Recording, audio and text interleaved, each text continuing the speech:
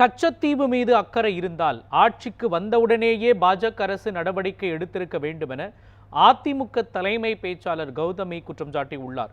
தென் சென்னை மக்களவை தொகுதி அதிமுக வேட்பாளர் ஜெயவர்தனை ஆதரித்து நடிகை கௌதமி மயிலாப்பூர் பகுதியில் பரப்புரை மேற்கொண்டார். அப்பொழுது செய்தியாளர்களை சந்தித்த அவர், கடந்த 5 ஆண்டுகளில் பெட்ரோல், டீசல் விலை உட்பட அனைத்து பொருட்களும் விலை உயர்ந்துள்ளதாகவும் அதற்கு மத்திய மாநில அரசுகள் பொறுப்பேற்க வேண்டும் என்றும் தெரிவித்தார். 10 ஆண்டுகளாக கச்சத்தீவு தொடர்பாக எந்த நடவடிக்கையும் எடுக்காத மத்திய அரசு தேர்தல் நேரத்தில் இதுகுறித்து பேசுவதாகவும் கௌதமி குற்றம் சாட்டினார்.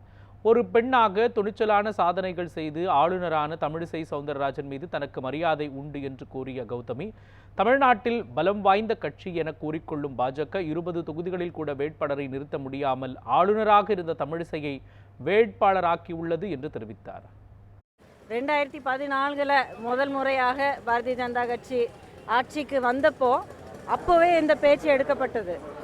எடுக்கும்போது இதெல்லாம் நான் பண்ணுவேன், இதெல்லாம் நான் மீட்டு கொடுப்பேன், தமிழ்நாட்டின் மீனவர்களுடைய பாதுகாப்புக்கு நான் இதெல்லாம் செய்வேன் அப்படின்னு சொன்னது 10 வருஷமாக எந்த செயல்பாடு இல்லாமல் இப்போ தேர்தல் தேதி அறிவிச்சாச்சு.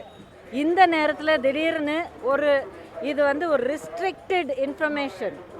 நிறைய பேர் ஆர்டிஐயோட அப்ளிகேஷன் போட்டிருந்தா இந்த விஷயத்தில் உங்களுக்கு இன்ஃபர்மேஷன் அங்கே கொடுக்கக்கூடாது, இது ரெஸ்ட்ரிக்டட் கேட்டகரி அப்படின்னு சொல்லி நிறைய பேருக்கு பதில் வந்திருக்கு.